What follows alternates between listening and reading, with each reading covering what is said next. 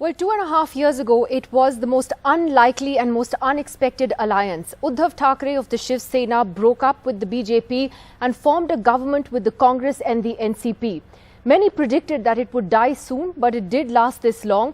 Ultimately, though, a rebellion in his ranks has forced Uddhav Thackeray to resign as Maharashtra Chief Minister. But the drama isn't over yet. There are a lot of challenges that remain for the Shiv Sena, including who the real Shiv Sena is. But what exactly led to this rebellion and what is the future for the Thackeray family? Joining us exclusively on NDTV today is Aaditya Thackeray, former minister in Uddhav Thackeray's government and of course Uddhav Thackeray's son. Aaditya Thackeray, thanks very much for speaking to us. How did we reach this point, Aaditya Thackeray? How do you think you came to this point where your father faced the kind of rebellion that he did? Like you mentioned earlier, unexpected. I think that is the word, because to be betrayed by your own is a whole different thing altogether, and especially in the time that they took advantage of. When my father, the Honorable Chief Minister, was just out of surgery, was in isolation.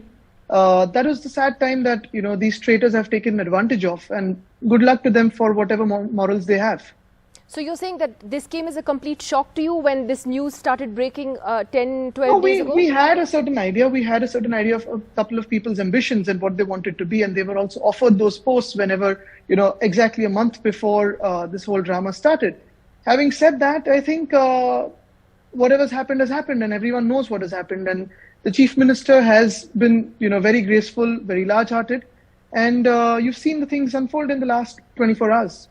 It's said that there were a lot of differences that Eknath Shinde had with you in particular and was resentful of your rise within the government and within the party.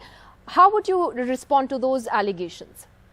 I wouldn't see it from my side that way. I've given more than enough respect to everyone.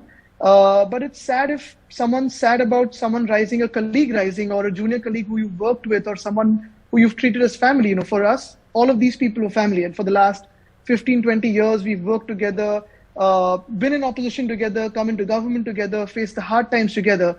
And if someone who you've seen from the age of 10, 12 is, doing good work, being appreciated by people, if you start getting jealous of that instead of being happy and proud and blessing the person, I mean, that speaks a lot about moral values and humanity out there. So, I wouldn't have anything to comment on that. But would you say that there was an ideological churn within your party with the Eknath Shinde faction saying that you had given up on Hindutva and core Hindutva? In fact, again, coming back to you, they seem to resent your sort of more progressive approach to politics and, felt that you had deviated from the core agenda of the party.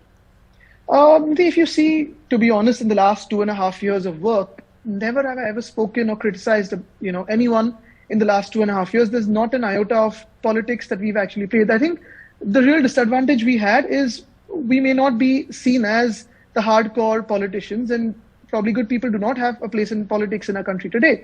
But having said that, if, going to Davos and getting about 50,000 crores for the state is wrong, maybe we were wrong.